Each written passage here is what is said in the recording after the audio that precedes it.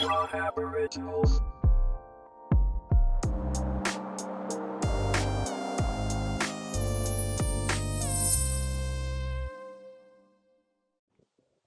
We're in talk mode and we're back again with another book review.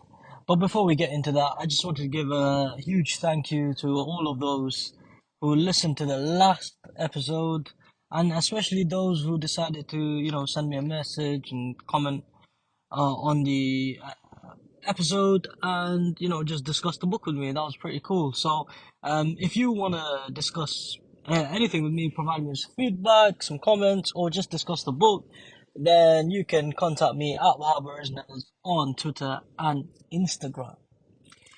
Today's book is a non-fiction book called Eat That Frog by Brian Tracy. First published in 2004 and weighing in at 113 pages of pure content and a total pages of 129 if you include all the glossary and about the author stuff. I first read this book while I was at uni, good 10 years ago. I'm showing my age a little bit. And you know what? It kind of changed the way I do things and really made a huge difference to my life and my organizational skills, etc. And just to give you a bit of an overview of what the book is about, it is regarding the whole the premise of the book is eat that frog. And what they're trying to say is with your list of tasks, your hardest, most difficult, most daunting, longest winded task is your frog. And essentially, if you eat that frog first thing, then everything after that will just be pleasant. And it makes sense. If you take your hardest, most difficult task and do that first, then any other task that you have will seem quite easy in comparison. And you'll be able to get through more of them in a day. And essentially, this book covers 21 different tips that are all surrounding this theme that allow you to become a little bit more organized and look at time management, goal setting, self improvement essentially, and motivation. And I've found personally that when I have been committed to applying the tips and techniques provided in this book, I found a real increase in my productivity.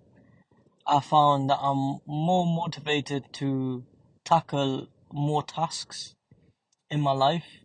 And this techniques that are provided in here can be applied to your day-to-day life, your personal life, your relationships, your career, and your educational career if you're still in education. And I would recommend that if you do find yourself sitting there saying, I got so much to do, I don't have enough time to do it, then you need to go read this book because I feel like you will find the time if you use these techniques provided in here to, help organize your workload essentially.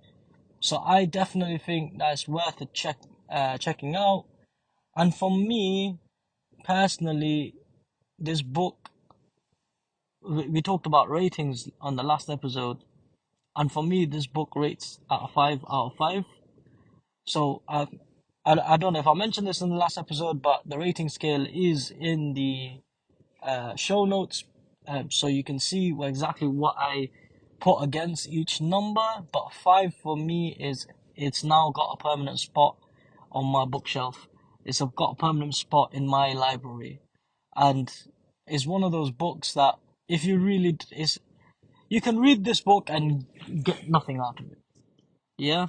But if you're truly committed to making a change and actually following through on the techniques, you will see the difference immediately. It's one of those books where it requires you to give something. Reading it alone is not enough for it to help you.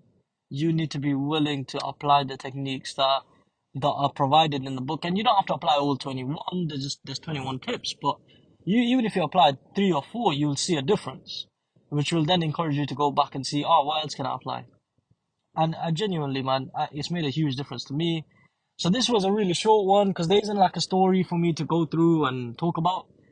But essentially, if you're looking for something to improve yourself and allow you to become better organized and achieve more in your day to day, then this is the book for you.